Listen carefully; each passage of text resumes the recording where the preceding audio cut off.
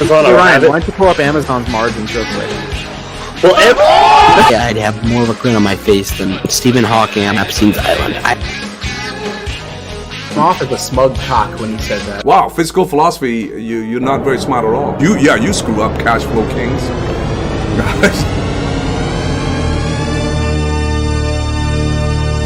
Dissector, you are an idiot. Hello, everybody. It's Saturday. It's 8 p.m. Eastern. And on Saturday at 8 p.m. Eastern, you could be doing a whole lot of things right now. Fiscal, what are some of those things you could be doing? Well, if you're in Pennsylvania during a political rally, you could be doing something, making a really big mistake, like what happened last Saturday. And let me tell you, that was a doozy. You could be not watching the Cash Flow Kings. Yeah, you could be drinking. The worst sin you could make. Yeah, you could be drinking. You could be vaping. You could be doing all kinds of. You could be smoking meth with Trevor from GTA 5. Bad stuff. All kinds of bad stuff. Yeah, a viewer, one of our loyal viewers who was kind enough to super chat a few weeks ago, which is something you should absolutely consider doing. He actually, he said that we should, instead of the high tide operation, we should start a legal meth smuggling operation up in Canada that was set only on Twitter. Speaking of Twitter, follow our Twitter right now at CashflowKingsYT. Best place to watch us every Saturday, 8 p.m. Eastern, besides YouTube. But Fiscal, we are pre-recording the show.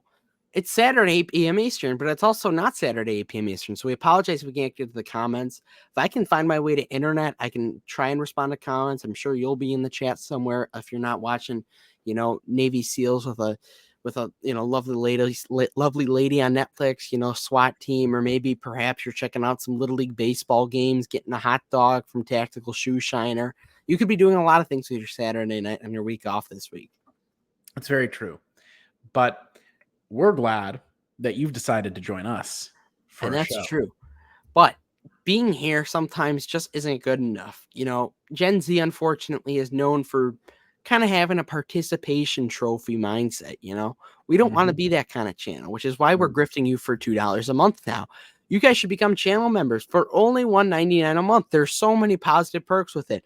Double D's was our first member last week. And do you really want Double D's to be the only one in here? We're going to start doing exclusive live streams starting at 5 and 10 members for $2 a month. This is much better than something like a Red Bull you can get for $2. First of all, this lasts a month, but you also get some epic perks, some pretty epic perks if you ask me. A merch discount. Wait till you guys see the discount code we pick for the merch. You will like it. Trust me there. Channel member, emblems, logos, custom emotes you can use. We're always adding to that, and you're going to like some of the ones we have. Unlimited impersonation requests, something you can make a lot out of. I can do a crazy impersonation. So anytime I will do an impersonation for you.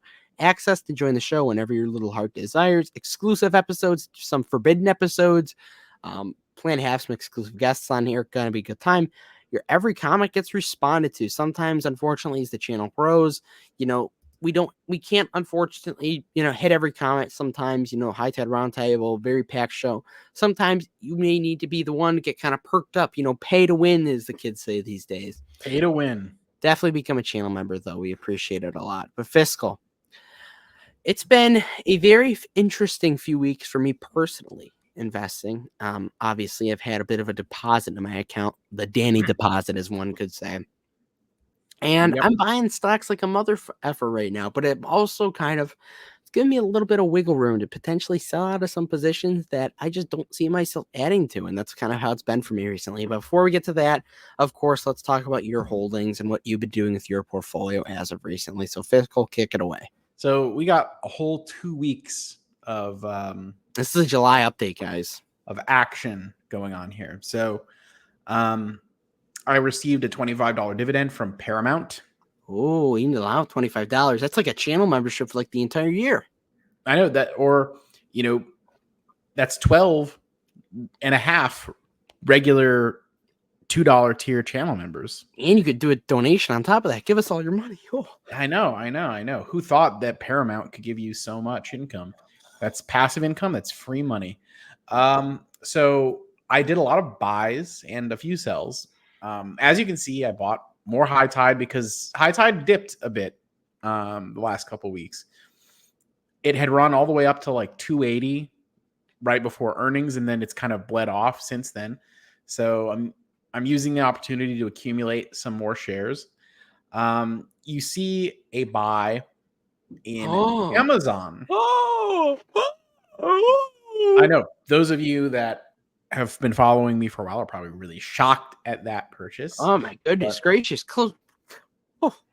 But yeah, we acquired some Amazon. Sold out of Western Union. I had to close an open covered call I had sold on them to do that. But yeah, completely liquidated Western Union out of the portfolio. At a gain or loss? Gosh, counting dividends, I think it was basically break even, maybe slight gain. There you go. Because I had call premium from it too. Like that call that I closed was at a profit actually. So yeah, but basically was going nowhere, just bouncing between a small range and getting a dividend every once in a while. Not really a quality compounder, as you might say. The kids say, yeah. It was potentially undervalued, but I don't think Western Union is really like a massive growth opportunity. So I got some more Amazon a little bit later on that same day. I know. You want to share your thesis with the Amazon, or do you want to wait till your other buys? I'll give bullet points, I guess, kind of at the end. Okay. We got into more high tide. There we go. Received my MPW dividend of $495. Wow, that's like channel memberships for like a decade. You guys can do a lot with that. That's real income. That's LLC cost right there. I also got my Altria dividend the day after for 195 or 196 buckaroos. So that was good. I also did get an Altria dividend. It was actually Altria like surprisingly at the payouts because I like barely buy. Like I haven't bought a lot in a while. I just reinvest the dividends, and like the snowball effect's definitely going into place with it. It's honestly kind of crazy. Yeah. Well, with Altria, I don't drip any of my dividends. I always choose. I think you might be making a mistake doing that. I think you could be reinvesting some of these good prices. I tend to just use my cash kind of however I choose, and any dividends I get in kind of just go to the pile, and that's fair. Help with like reallocating and stuff. I did slowly just keep adding a little bit more Amazon because there were some red days for Amazon. Wild! I can't believe I'm seeing this right now. Yeah, a lot more high tide. I got a little bit more Clove. They cult stock. They are cult stock. Most of my shares were bought under $1, but it seems like some things are starting to go well for them. So I added just a little bit more. It's not a big position. It is still kind of somewhat speculative and all that, but I think it's a stock that's like $1.50 that could be worth maybe $3, $4 at some point. So, making a little move there. I'll added a little bit more Amazon and all that. Now here's something I didn't know was coming. I got dividends from Alibaba. So I got a qualified dividend, $100, so $1 per share, and then there was an additional special dividend that I received. Wow, what a treat!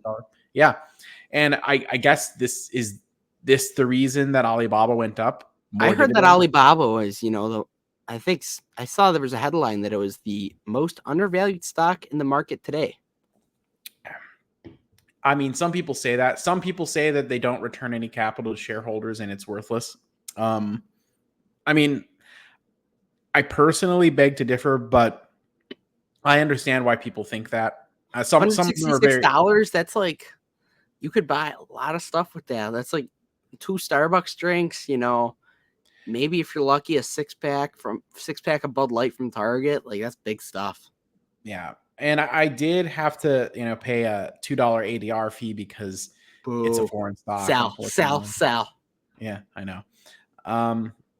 And I got a little bit more high tide there at the end. So, yeah. So obviously, the Amazon play. I think I'd like to hear about this. Yeah. How So in God's earth did you get into Amazon? Because that is like pretty far opposite of like kind of companies you do invest you in. remember like maybe, gosh, it was a while ago, a month, maybe 6 weeks, something. It was about that amount of time ago. The topic of Amazon came up on Discord. And you said you were And looking into it. well, actually, it wasn't Amazon specifically. It was either the Magnificent Seven or just or Fang, one of those kind of nickname groups of stocks, the ones that are the $1 trillion companies that are actually holding up the whole stock market right now. Yeah. And the concept of the AI bubble and stuff was being discussed. And I said something during that time. It was, I think, among all of these like Magnificent Seven type stocks, your Nvidias, Apples, Amazons, all that stuff. If I was going to have to pick just one of them to hang on to for the next 20 years, it would be Amazon. That's what I said. So, some reasons for that. One, if AI turns out to be a bubble, which one of them gets hurt the least out of those stocks? Is it, I mean, if AI turns out to be a bubble, that definitely hurts companies like Nvidia, Google, Microsoft. Would you agree with that? It hurts them stock price wise, but I don't think Microsoft Yeah. is betting on AI for their entire like Sure, future. sure. Like, they have the cloud. But it's certainly, yeah, it's gonna hurt their price. It's priced Right. in at the moment. Now, I think in sympathy, probably it hurts Amazon somewhat too, but I don't think AI is as much a part of Amazon's future and development and how they're viewed as it is with the others. So I think they get hurt less in an AI bubble popping situation. Also, I tend to think that their free cash flow is about to accelerate massively. Oh, Because they've, for years and years and years, they've been building distribution, warehouses, and all of this CapEx going out, right? It's been massive amounts of CapEx. mm-hmm. I think we're getting close to a point where relative to their revenue, CapEx is going to be smaller and smaller and smaller, Mm-hmm. meaning the free cash flow is bigger and bigger and bigger. Oh, I think their revenue is going to continue to grow, maybe not at a huge rate, but factor in the fact that a bigger and bigger part of that revenue is going to be AWS, which is high margin, and that they're going to need to spend less and less CapEx building out distribution and such for their e-commerce segment. Add in the fact that they're doing a lot now with ads on Prime Video, which that wasn't a thing until pretty recently, from my understanding, mm-hmm. which ads are pretty high margin. Prime is probably one of the few sort of essential memberships. Like people talk about Costco memberships. Yeah. I think a Prime membership is a lot more value than a Costco or. Do you have a Prime membership? I do. So what are the crazy perks involved today? Just no free shipping, but that's so yeah, the shipping, Prime Day. Prime and Prime Video, yeah. Oh, Prime Video. I mean, just the shipping and Prime Video are incredibly valuable if you actually use them. Okay.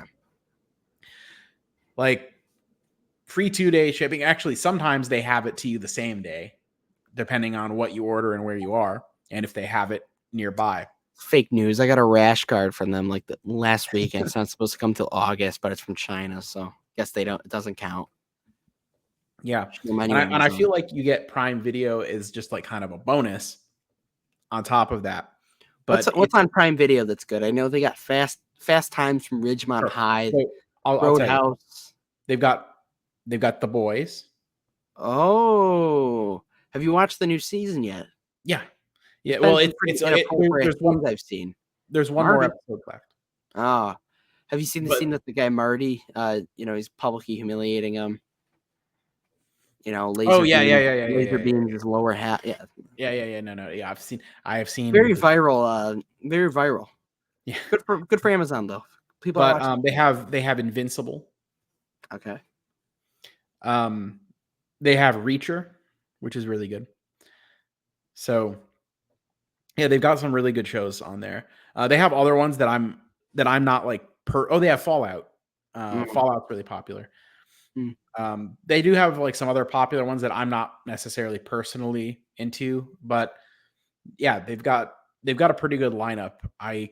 I consider the shows on Prime that I like to be every bit as essential as the ones I watch on Netflix or whatever. So There you go. yeah, there you go. Now, while we're on the topic of Mag 7 stocks, I think we should rank the ones that are going to be most and least impacted by AI. So I think we start with the most impacted by AI if it pops. Number 1, NVIDIA. Yeah, probably NVIDIA. Number 2, it's either going to be for me Meta or Google. Yeah, I was gonna say my first instinct was Google. I'm not too familiar. What is Google doing with AI? I know, like, I really like their YouTube and search business, but So yeah, like when you search stuff on Google now, it gives you oh, okay. Yeah, I know what you mean. AI, Okay, I'm stupid. yeah, I'm out of yeah. it. Yeah. Okay, Google. 3. What do you think, Meta? Well, isn't ChatGPT Oh, on Microsoft. Fuck. Yeah. Yeah, probably Yeah, Microsoft because they do have yeah. a lot of that's priced into it. Then I'd Yeah. say, Although wait, do we consider self-driving to be AI? I think that's automation. That's more automation. Well, AI can be involved. AI is involved in automation. Like automation just means removing human beings. So, and the What do you self-driving has think? to make decisions about where Let the us know in car the goes. chat. Let us know in the chat right now. We'll get back But to you. I think if if full self-driving turns out to keep getting pushed back Tesla, and maybe. there's setbacks with AI, maybe Tesla. Yeah. Tesla. If self-driving is considered part of AI and that goes badly, maybe. Yeah. Then Microsoft. Yeah. Or actually, we might have already put Microsoft. We already said Microsoft, but yeah. Least impacted, you think maybe? Least impacted, I think Amazon. Amazon. Yeah, we kind of mentioned that. Then maybe before that, Apple. Apple's got some new priced in. It's actually pretty priced in now. It's actually kind of crazy. Apple's like $230. Yeah, I think Apple is probably going to come out okay either way. Their core business is they're a consumer products business at the heart of it. That's why Warren Buffett likes them. You go to Apple, people love the products. Yeah. Fun activity. Yeah. But I think of that whole list, probably the bottom 2 as far as negative fallout from AI is Amazon and Apple. Meta maybe a little bit, but I don't think of Meta as an AI business at all. Yeah. Really. I think of them as they definitely use algorithms and sell ads, and they've got the metaverse, but the metaverse is virtual. It's VR. It's not AI. So. No, Fiscal. Do you know why I love these businesses a lot? Because they're all in SHG. Yeah. I get exposure to all of them through SHG, so it's pain-free. Maybe I'll invest in exposure Amazon. to all of them with VT also. I just don't know why would I buy? Now you're trying to convince me to buy Amazon. Like why would I buy Amazon if I get SHG exposure? I just don't. If the value, where do you think it is like value wise? Because I know you're a big value fella. Oh gosh, it's hard. It's hard to nail down specifically, but I tend to think that it's somewhere between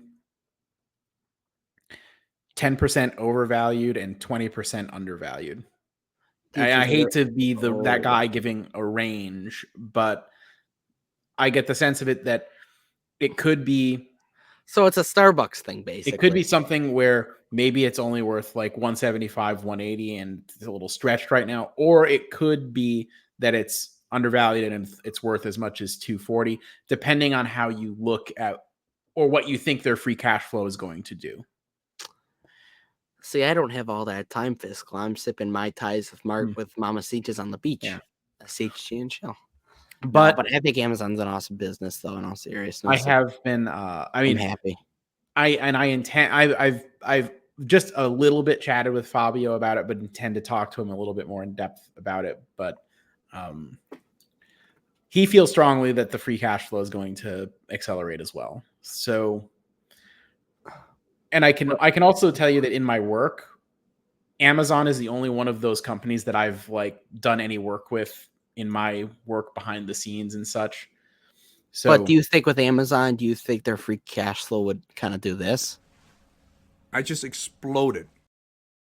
That's your thesis. Okay, there you go. Yeah, as in it's like because CapEx is going to become such a small fraction of. Is there any estimate when the CapEx is really going to slow down, or are we just like, at this point it's kind of? I think it's already started. Yeah, I was going to say. Yeah, we're already seeing it start, but yeah, it could be ridiculously good, and I think if we get to the point where it's as good as what we think it could be, and the market sees that, and I think the market might run it up to some kind of a stupid number at some point. I just don't think it's necessarily at a stupid number yet. Okay. And if it goes down by more, it's an awesome business. Yeah.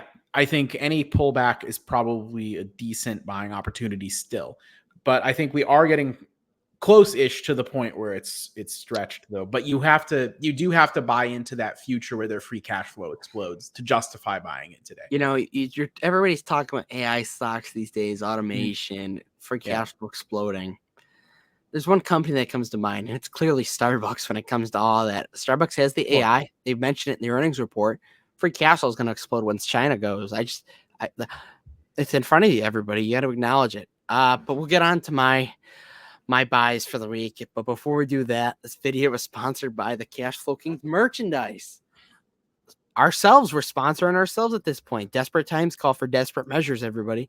Our merch is pretty sick, though, in all seriousness. I have the heavy tee. I think it's actually really high quality, a little more expensive, but if you want to get a good pump in the gym, it actually has some built-in, lacerations on the back, and, that actually leads to a better back pump. And I'm going to bench 225 in it in the next couple months.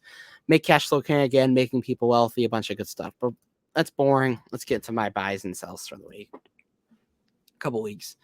We'll start July 1st. And this has been a really interesting kind of July because SHD delayed their payment by a 1 day, basically making it pay out in July instead of June. So it's kind of mess up my numbers for a little bit here, but who cares? To start off, though, I received $21.74 off of SHD. Get mad, Fiscal. And I reinvested that. The only reason that makes me mad is because I think your individual picks are better than theirs. Hey, it's free money. Okay, it's free money. I understand. Maybe like, I think the only case you could see me selling out of SHD is if we kind of go into a bull market or bear market and SHG and those opportunities really open up. And it makes sense for me to reallocate the capital, or if, VU crashes. But as for now, SHD, thank you for my money. I'll take it again next quarter. Really nice payout, though, for this month for SHD. Big increase. A supplemental dividend, as explained by Craig, who we're going to have on soon. Next, hello, darkness, my old friend. My last ever dividend from Nike, 81 cents, rest in piss. I sold it before it went down, so I'm a guru. 32 cents for Carlson, bro. Yeah, 32 cents from SHG. I'll take it. I'll take it. Next, I put $50 into Visa at $262. Did Visa dip a little bit? Visa's on a little bit of a decline. I've been buying pretty heavy recently, as I'll get to. Interesting. Let me know if it hits 250. I will. Next, I put $25 more into Disney at $97. And this is after the crazy deposit I had, by the way, everybody. I bought 3 shares of SHG at $101. That's up about 3% right now. So there you go. Don't try to time the market, everybody. $101, kind of building up that SHG as a core position. Then I put $25 into McDonald's at $248. the 4K deposit. Then I got an absolutely giant dividend from Vici Properties, probably my largest dividend ever of $28.92, which I reinvested into a full share of Vici. Pretty wild times. And Vici's actually had some nice capital appreciation since then. Thank you very much. Vici Properties, obviously a lot of mixed opinions on it, but I'm very happy where that holding's at, and it's going to It's a quality continue. compounder, sir. It's a quality compounder. We appreciate that. Next, I sold out of a holding entirely that I've been trimming recently. If you've been watching the weekly recaps, you know I've been trimming out of Nextera Energy. Hello, darkness, my old friend. I sold the entire position. Now, why did I cut the bullet here? It was a 14% loss, $26. Wop, wop, wop. Look, it was probably the smallest position in my portfolio at the time. I was not buying anymore anytime soon. It made no sense for me to hold on to it. It was just cash. And even if I made a crazy recovery, the stock went up 15%, I'm coming out even. It made no sense. So why would I continue to hold it when I could be putting it into one of my highest conviction companies that I saw at a good price that day? Now, what company could that be? It was, of course, Vici Properties. I put that money into Vici Properties, and I bought 3 more shares on a day where interest rates were obviously kind of impacting the company. $27.68, really good price for that. Then I bought $60 worth of S&P Global at $449. Just buying a great, amazing business at a fair price, relatively, in my opinion. And its stock's gone up about like 15 bucks and cents. I'll take it. Reinvested that Vici share, obviously, for that dividend. Here's the big one, Fiscal. I'm taking a gulp of water before this because you're going to need it. I bought 103 shares of High Tide at $2.02. Now, what could have possibly encouraged me to buy High Tide? I'm 18. I should be investing in growth. I should be buying the S&P 500. Well, here on the Cash Flow Kings, we like to have a bit of a different perspective of things. And honestly, if you had asked me a few months ago if I'd ever buy High Tide, I'd tell you to piss off, you're delusional. But we've had a few conversations on the channel with Blake Downer, and we had the High Tide roundtable just 2 weeks ago from this show. And, it's kind of convinced me. I did my proper due diligence. I've had conversations with people that I consider, pretty specialized in that space when it comes to research. I'm comfortable opening up a small kind of a gamble kind of position with this. Now, look, I'm putting the funds into it as it's a gamble because it's kind of just how cannabis is, and it's a bit of a penny stock, I'll be honest. But at the same time, there is a very real thesis behind this company. And real free cash flow. There's actual cash flows with it. It's a very volatile company. I would not love having it as like a core holding right now, especially, but the thesis is definitely there. I'm sorry, Fiscal. If I'm core holding by 15-20% of the portfolio, and I say that with all due respect to everybody that's bag holder in it, but in all seriousness, I think it's a really good business. Management is something that's been kind of a key point that's really interesting for me. Raj Grover, I like what they're doing with potential expansion into Germany and the United States. I think that has giant growth potential. I think the eventual legalization of weed in the United States is going to help them out a lot. Very volatile position. There's cycles in cannabis. Not the greatest thing for some mix of investor, but I don't care because I'm investing for 10, 15 years. Hopefully, if it continues dipping, I will likely add more, but it's not going to be a crazy big position for me. It's a bit of a gamble. I wouldn't call it a gamble, but speculative play. So I'm in the High Tide cult now. Now, of course, when you join one cult, you have to reaffirm your others. And I'm always going to be the cult of Starbucks leader cult. I put $50 into Starbucks at $75, and I put $35 more in at $73. Then I bought $35 worth of McDonald's at $244. I'm happy with that. This was on the day that restaurants were getting smoked this week. Now, this is beautiful. $13.95 from Altria, and it's one of the smaller positions of the portfolio. I love profiting off of people that are addicted to nicotine. In all seriousness, though, with Altria, it's actually kind of surprised me of how fast that dividend's grown and how big the position is. I really haven't added a lot recently. I've just been reinvesting the dividends.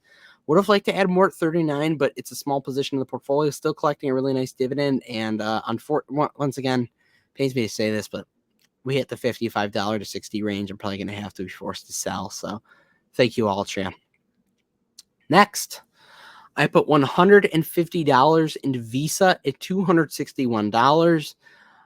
I'm really building it up as a core position. I don't want to do none of these little $30 here, $20 there.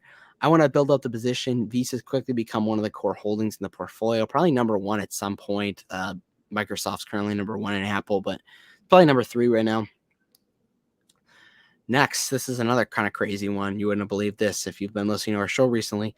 I sold 2 shares of Realty Income at $55.19, and I reallocated that money into SHG. Now, this was flat. It was just a kind of a portfolio reconstruction thing. It was flat. Fiscal, do you think I'm going to get a better return over the long term with SHG or Realty Income? I think in the short run, if interest rates drop, you might temporarily get a higher return on Realty Income from price movement. But if we're not pansy man investors. If we're talking about like a 10-year period, SCHG probably. Give me 20-year period. 20 is harder to predict, but certainly over 10, it would probably be SCHG. 20 probably as well. But with that said, though, with Realty Income, I'm looking to trim out of it. I'm a little worried about their business. Actually, I see some things changing, and that's, fundamentals. We talk about that Walgreens kind of retail a lot here on the channel and the shows of how that's like unpredictably kind of been dying as of recently. And I see that potentially having an impact on Realty Income's business. So interest rates actually drop. Inflation came a little below what expected, and interest rates are hopefully going to drop. So it looks like maybe REITs are in for a good time again. So I took advantage of this little bit of an up day on the REITs, and I trimmed. So nothing wild, though. I still do have an all right sized Realty Income position, but we're looking to get out of that still. Put it into SHG, just portfolio reconstruction. This is another big sell here. I sold out of my entire waste management position.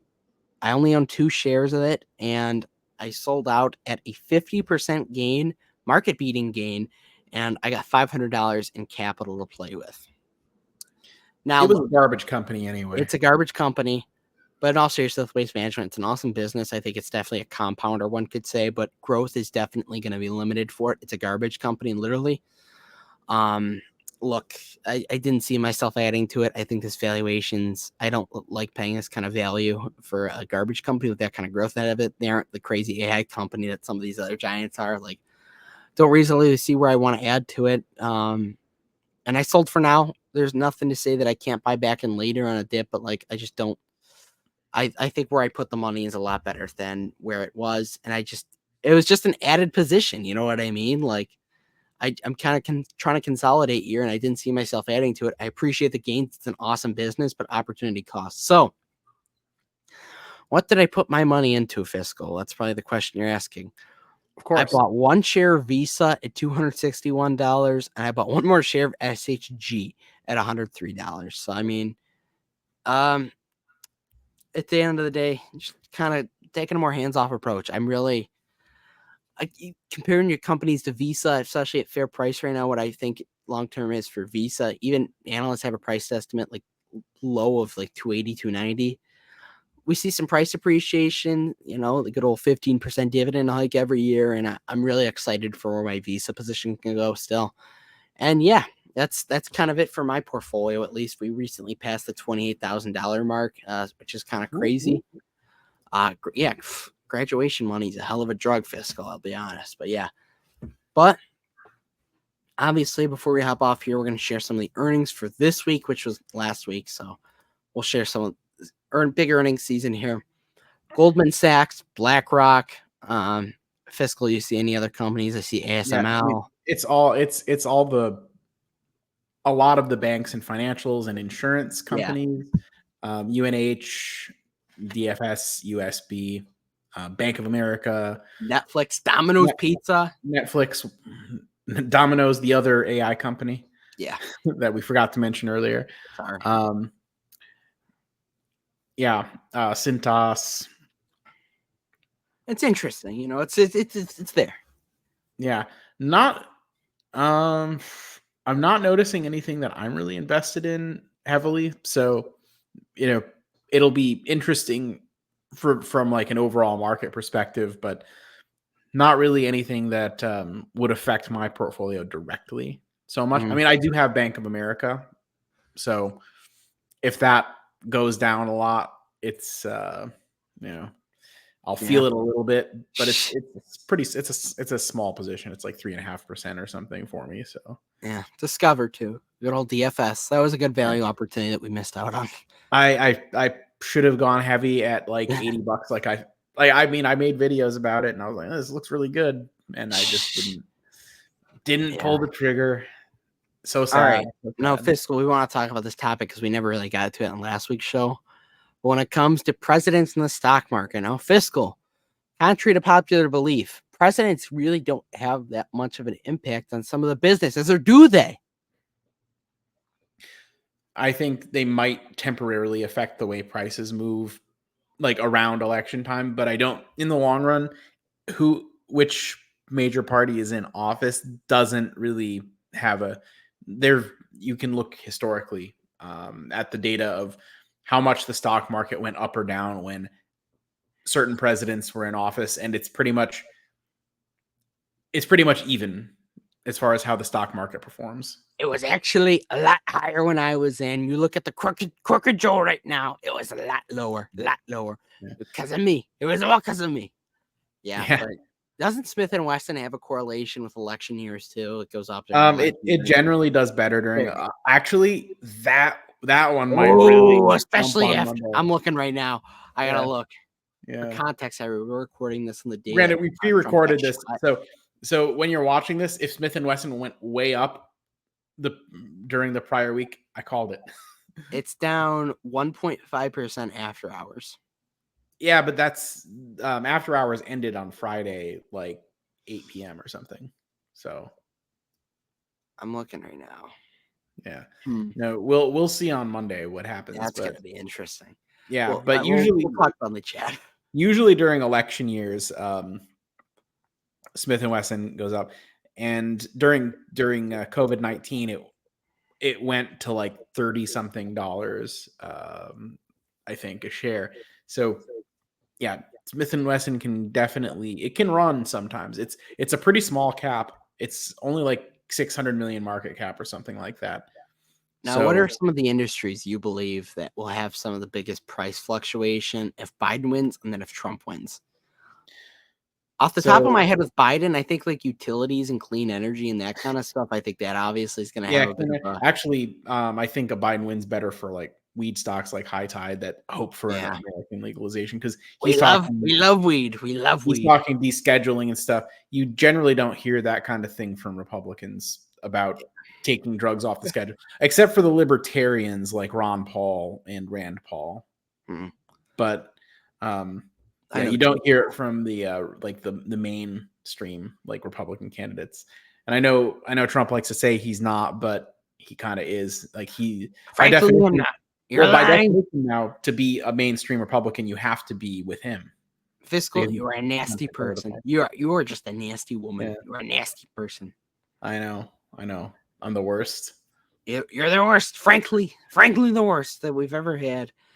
Yeah, but with Trump, I mean, do you think oil would have any kind of price fluctuation? I think big business generally likes and prefers Republicans because of the deregulation. Yeah.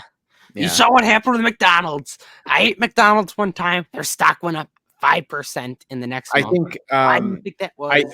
I think oil and energy stocks probably better under, people will anticipate them doing better under him, so the stock price will go up. Probably not any kind of natural resource exploration, mining, that kind of thing, potentially. Maybe defense stocks like Lockheed Martin, potentially. Yeah. I know a lot of people don't like Lockheed Martin for moral reasons. Right. Health insurance companies like UNH and even CVS with Aetna, they might do better because Republicans are generally viewed as like being less restrictive on what they can do and how much they can profit and that kind of thing. Financials and REITs probably better, because I think he's a real estate guy, and he might be like, I want to lower interest rates. So financials and REITs might do better. I got elected. The interest rates went down 10%. You saw it. You saw it. 10%. The other day.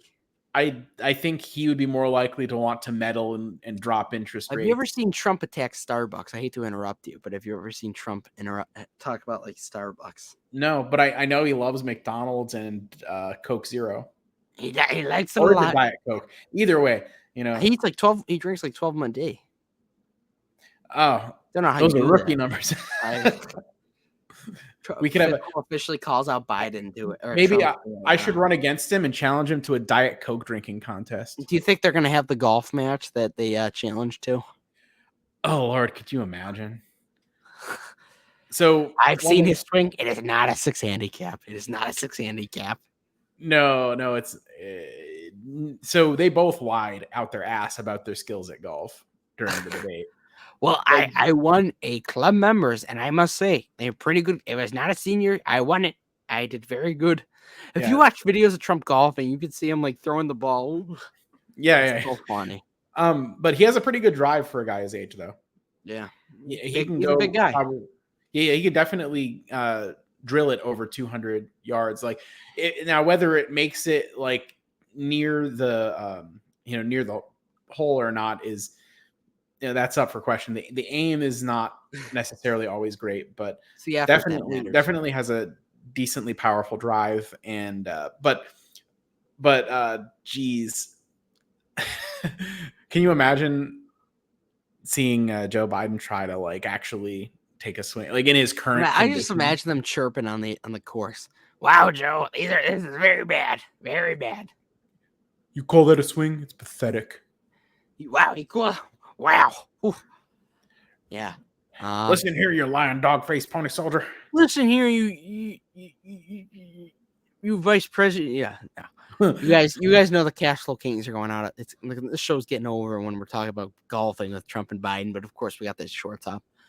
All right, everybody. That's the episode of this week. We appreciate the support still. We'll be back next week. Trust me, we will be back. May have missed us, but we'll be back. Still a pretty good episode, though, I'd say. So kind of we don't get to really explain our theses all that, deep. I think this gives us a good chance to. So appreciate all the support. Once again, become a channel member today. Best investment you could possibly make for $2, except the High Tide, maybe. I don't know. I think this is even better than High Tide, to be honest, to be blunt with you. Thank you all for watching. Check us out. All of our links in the description. Follow our Twitter at CashflowKingsYT. Do dividends, stocks, not drugs. And, of course, remember, cash flow is king. Oh, yeah.